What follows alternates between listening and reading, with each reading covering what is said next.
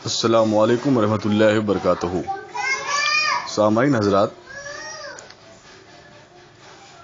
मुफ्ती मुजाहिद देवबंदी जो दुनिया का एक नंबर झूठा और कजाब और हरामी है, मुझे उम्मीद है और अगर कभी मुनाजरे दौरान मुनाजरा मिला तो मैं दलील भी दे दूंगा कि मुफ्ती मुजाहिद हरामी बदनस्ल है और इसकी माँ किसी और का बिस्तर गर्म करके इसको पैदा किया।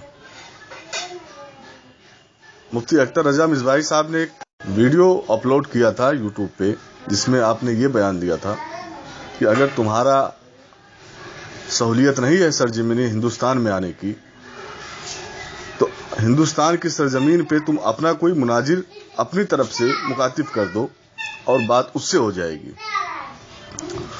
तो मैं पूरे देवबंदियों को ये कहूंगा कि हिंदुस्तान में देवबंदी मुनाजिर नहीं है, कोई मुफ्ती मौलाना तुम्हारा नहीं है, सिर्फ पाकिस्तान में मुफ्ती मुजाहिद ही है। और अगर है तो हिंदुस्तान के अंदर तुम अपना मुनाजिर क्यों नहीं सामने लाते हो, जिससे मुफ्ती अख्तर रजा मिसबाही साहब मुनाजरा कर सके। इससे साफ जाहिर होता है कि देवबंदियत काफिर व मुर्तद है, और अगर सामने आ जाएगी तो इसका भंडा फूट जाएगा।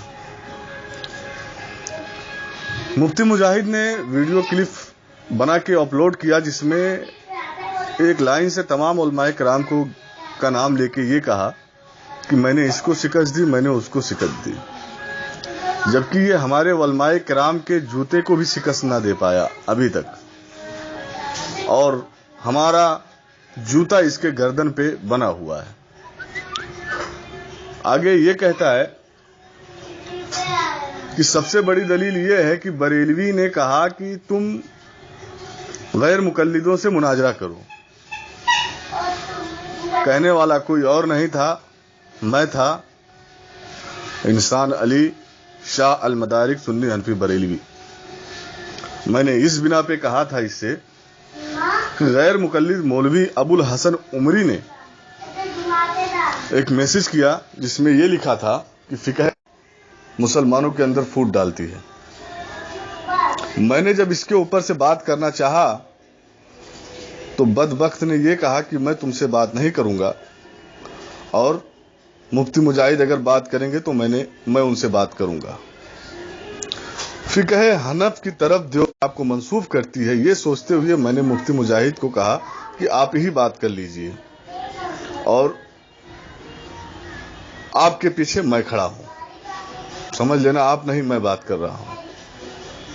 अब इतना कहने से ये कम अकल बदनस्ल मुफ्ती मुजाहिद ये मुराद ले लिया कि हम लोगों को उसका मुनाजरा बहुत पसंद आया और इस बिना पे गैर मुकल्लिद से मुनाजरा करने के लिए हम इससे कह रहे हैं, जबकि इसको ये नजर नहीं आया कि इमाम आजम अबू हनीफा रहमतुल्लाह अलैह के मसलक की तरफ मंसूब करते हुए गैर मुकल्लिद मौलवी अबुल हसन उमरी ने ये इल्जाम लगाया है कि फिक्र हनफ मुसलमानों के अंदर फूट डालती है। ये इसको नजर नहीं आया। हालांकि इसने अबुल हसन उमरी को दावत दिया और अबुल हसन उमरी ने इसकी थोड़ी सी तारीफ कर दी। उस तारीफ के बिना पर मुफ्ती मुजाहिद बदनस्ल ये कहते हुए भाग निकला कि मेरा उनसे कोई इख्तिलाफ नहीं है, उन्होंने मेरी तारीफ कर दी। अस्तगफिरुल्लाह।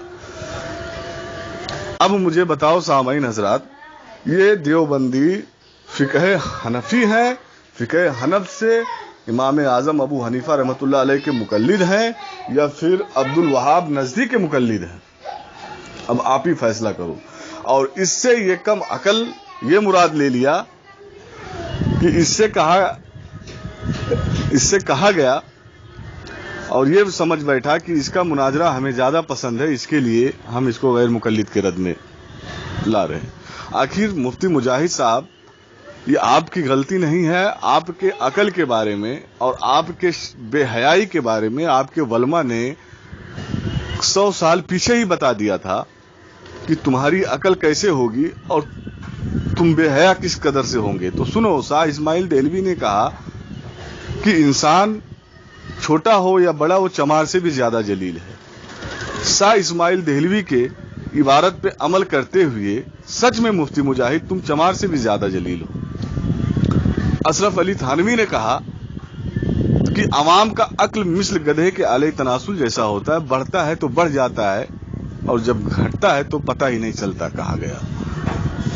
تو سچ میں مفتی مجاہد آج تم نے یہ دلیل دے دی اور اشرف علی تھانوی اور شاہ اسماعیل دہلوی کی پیشن گوئی تم نے سچ کر دیا کہ سچ میں تم چمار سے بھی زیادہ جلیل ہو اور سچ میں تمہارا عقل گدھے کے آلے تناسل کے جیسا ہے، جو بڑھتا ہے بڑھ ہی جاتا ہے اور جب غائب ہوتا ہے تو پتہ ہی نہیں چلتا۔